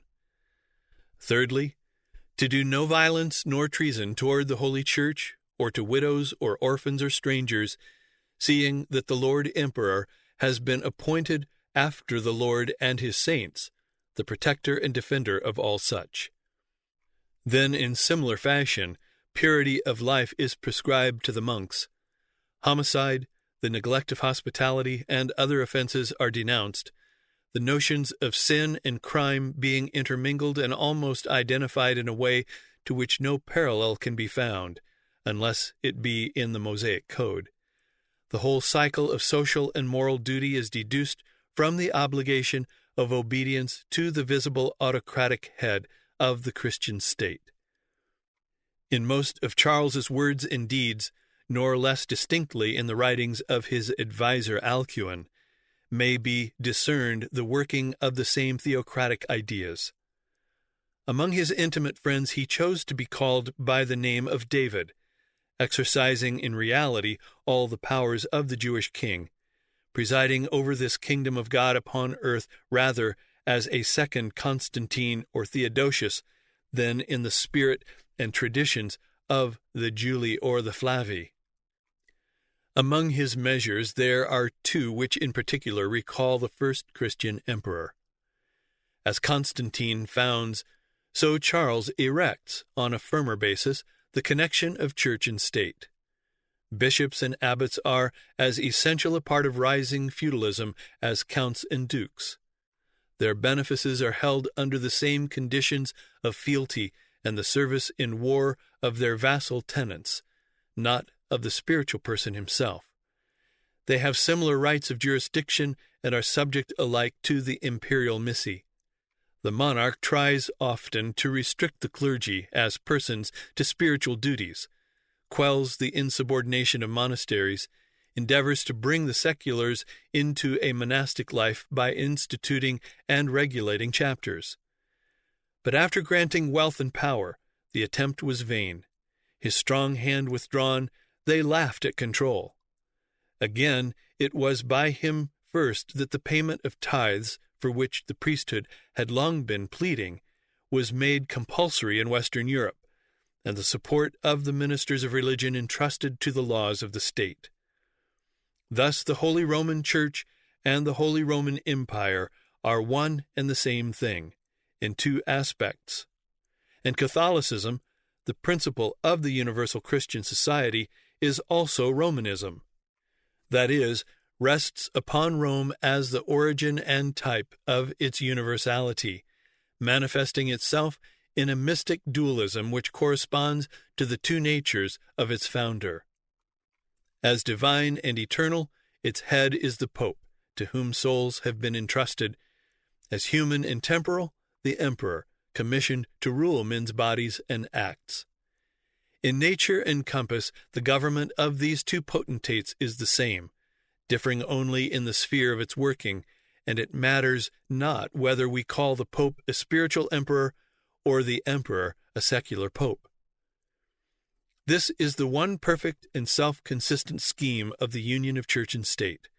For taking the absolute coincidence of their limits to be self-evident, it assumes the infallibility of their joint government and devises as a corollary from that infallibility the duty of the civil magistrate to root out heresy and schism no less than to punish treason and rebellion. It is also the scheme which, granting the possibility of their harmonious action, places the two powers in that relation which gives each of them its maximum strength. But by a law to which it would be hard to find exceptions, in proportion as the state became more Christian, the Church, who to work out her purposes had assumed worldly forms, became by the contact worldlier, meaner, spiritually weaker. As to the relationship of the Emperor and the Pope, no better illustrations can be desired than those to be found in the office for the imperial coronation at Rome, too long to be transcribed here, but well worthy of an attentive study. The rites prescribed in it are rites of consecration to a religious office. The emperor, besides the sword, globe, and scepter of temporal power, receives a ring as the symbol of his faith, is ordained a subdeacon, assists the Pope in celebrating Mass, partakes as a clerical person of the communion in both kinds, is admitted a canon of St. Peter and St. John Lateran. The emperor swears to cherish and defend the Holy Roman Church and her bishop. Among the emperor's official titles there occur these: head of Christendom, defender and advocate of the Christian Church, temporal head of the faithful, protector of Palestine and of the Catholic faith.